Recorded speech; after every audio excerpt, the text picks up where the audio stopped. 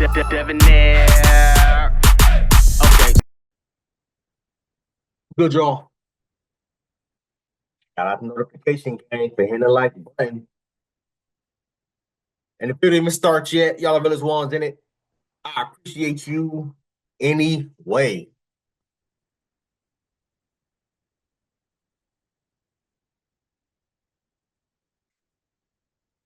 When the whole LeBron James situation and Bronny James making it into the NBA, when that situation first happened, I never really, and I saw all your messages, I saw all your tags, I saw all your DMs. I never cared to cover it. Mainly because at the time, I thought LeBron James did, what any father would do, what anybody else would do if you were able to have pull. These are the types of things that happens, y'all. I don't get, me personally, I don't get it. With that being said, I am not a fan of nepotism. Me working in my career where I am working in a corporate office setting, I don't like seeing nepotism, but I understand it. And that's one of the main reasons why I never did a video on it regarding, LeBron James pulling Bronny James in. And if y'all watch college basketball, bro, I'm going to be brutally honest. Bronny James is nothing short of like he's average. He's the average college basketball player, and y'all see how things are now, transitioning to his NBA career. He was doing bad. All that's being said, Stephen A was just calling out the nonsense. Stephen A was just telling it what everybody was thinking as far as Bronny James and his transition into the NBA league, the National Basketball Association, whatever it's called, right? The NBA league. And it's been trash. We got to call it how we see it. LeBron James gets upset, confronts Stephen A about it, and we're going to get into this video right now. Let's get into it, y'all. What do you make of LeBron confronting you in the aftermath of that situation? I thought it was weak. I thought it was some bullshit. Here's what happened. I'm represented by William Morris Endeavor. The founder of William Morris Endeavor, Ari Emanuel, had courtside seats right next to the Lakers bench. He had Larry David with him, star of Curb Your Enthusiasm. I'm sitting with them.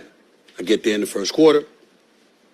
I'm sitting courtside, and I stand up, and then I got my head turned. And then I turn back around, and a lot of people thought this was the end of the game or something like that. This was in the third quarter. Apparently, LeBron had walked out of the timeout, and I turn around, and he's right here in my face. He said, yo, you got to stop talking shit about my son. You got to stop fucking with my son. That's my son. That's my son. And I was like, what? He said, nah, fuck that. I said, yo, let's talk later. He's like, fuck that. Nah, fuck that. You got to stop fucking with my son. And I said, all right, though. And he walked off. So I remember during a timeout in the first quarter, seeing Bronny. And Bronny looked over at me. And he had this sad look on his face. And I'm imagining Pop saw that shit. It hit him. Yeah. And he couldn't hold it, and he rolled up on me. And so when I went on the air the next morning, first things first, believe it or not, I know this is shocking for people to believe, but I didn't have any intentions on talking about it until I woke up that morning and saw that the shit had gone viral. Once the shit had gone viral, the bosses at ESPN, now you got to talk about it. See, this is you and him. You got to talk about it. I said, fine. So I go on the air and I said, the first thing that I'm going to do is establish that this was a father talking to me, not a player. And that was what threw me off. And I was glad, even though I thought that he misrepresented the argument, I was glad he did. Because you see, what he was really talking about, which was confirmed with his conversation with Richard Jefferson, is that I was talking about him as a father. And so what happens is that had he said that to me, then I wouldn't have been thrown off. I'd have came right back at him. Yes, I was. I was talking about you. You did this shit, which I'll get to in a second. But because he didn't do that, I said, fine, you let it go. Mind you, I just agreed to my contract. Of course, that day was when it was announced. It's all over, everywhere. We talked about it. Right? Yeah. It's a nationally televised game. The cameras are rolling, and I'm like, if I do anything, this is gonna be a scene. Now this is, first of all, I wanted to stop it earlier, but he got into this part, and I didn't want to stop it. Regarding that, I have to give it to Stephen A. Because at the end of the day, like you said, nationally televised, you got everybody watching on the court, off the court, on TV. The timeouts, usually they're streamed live. A lot of those dudes sometimes is mic'd up. I'm surprised LeBron James wasn't mic'd up. Let me go back to as far as everything that was happening. Let me go back. Stephen A said what LeBron James did was weak, and I agree. 2, I doubt LeBron James is watching, but if he is, I'll be surprised. To LeBron James, I'll say this. Your son is not above scrutiny. Your son is not above criticism. This is what comes with the territory. You wanted your son in the league. You got him in the league. Congratulations. You did what I would have done if I was in that position, what any other person would have done if they were in that position. So shout out to you for doing that. Regardless, no NBA, NFL, NHL, hell, tennis, Olympic player. I don't give a damn. Nobody is above damn criticism. What are you talking about? Keep my son's name out your mouth. Man, what? You are, and he lucky you would have had these cameras all around because, bro, it would have been a verbal, if not a physical, altercation. Running up on this man, disrespecting this man. Come on, bro. You better than that, bro. You better than that.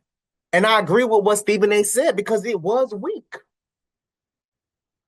It was weak. Your son is not above criticism. You think why? Because, I'm LeBron James and I did this, that, and the third. Bro, your son was able to get into the league due to nepotism. That's it. And again, like I said, me working in a corporate setting, I experience that all the time. Do you know how many times, bro? Y'all don't know how many times I've applied for a higher position, a higher paying position at my current place of employment, only for me to be turned down for somebody else, all because the boss's boss, husband's nephew, or some stupid crap like that wanted that position, so they gave it to them instead of me. Y'all don't know how many times these types of things damn happen. But lo and behold, y'all, all the goddamn time we have to go to all these pointless ass meetings, seminars, trainings. No nepotism.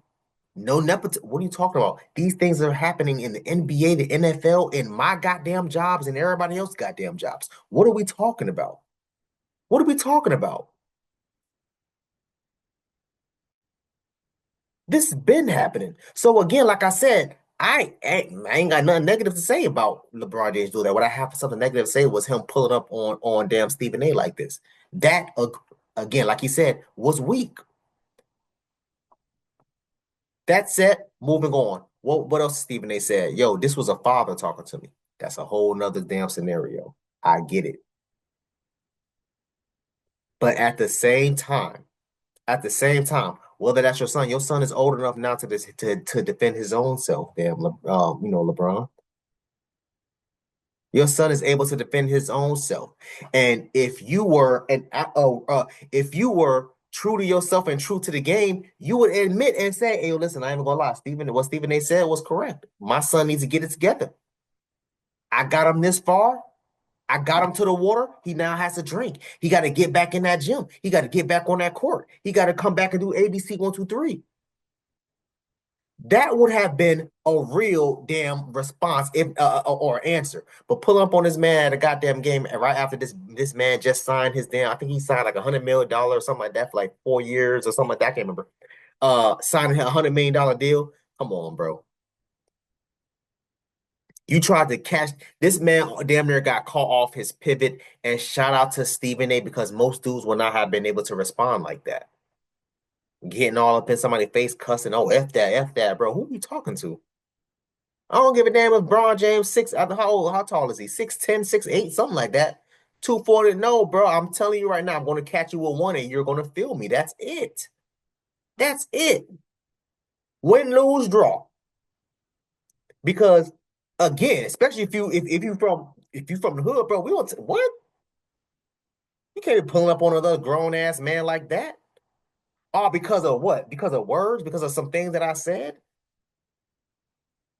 He's a sports analyst. He's going to analyze sports and the players. And if the players is not playing that sport up to par of what he should be doing and playing as, then yes, they're going to talk down on him. But it's not just Stephen, it's everybody. We've all been saying the same thing. How the hell is it that this dude averaging 3 points, 4 points in college basketball and making it to the NBA? What are we talking about? He had his medical issue that happened.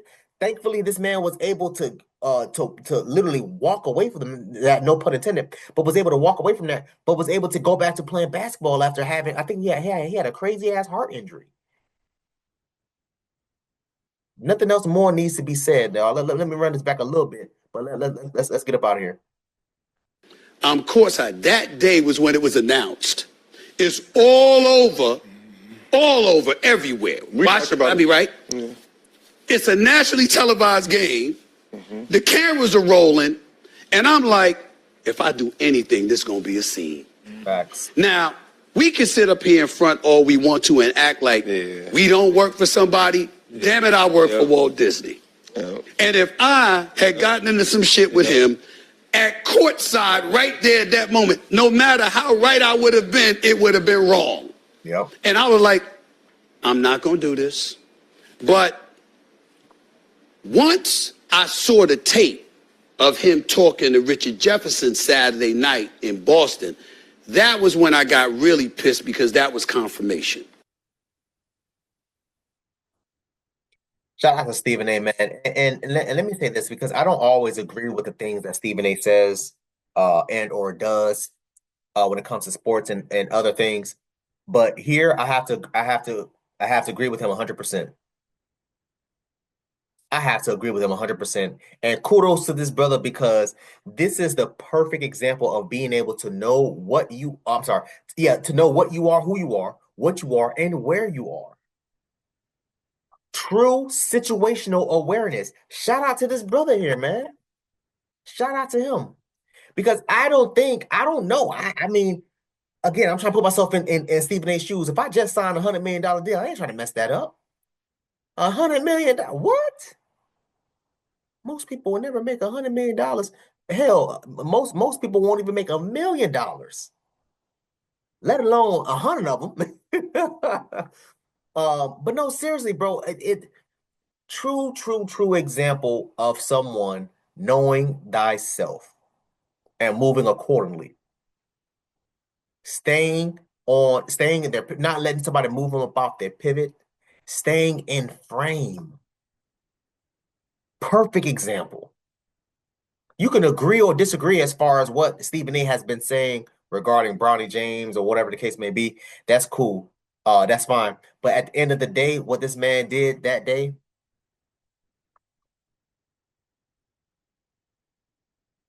we gotta call it how I see it. We gotta call it how I goddamn see it. Insane, man. I want y'all to comment down below. Let me know what you thought about this video, man. Thanks for watching. And until next time, please, man, y'all be safe for her, cuz.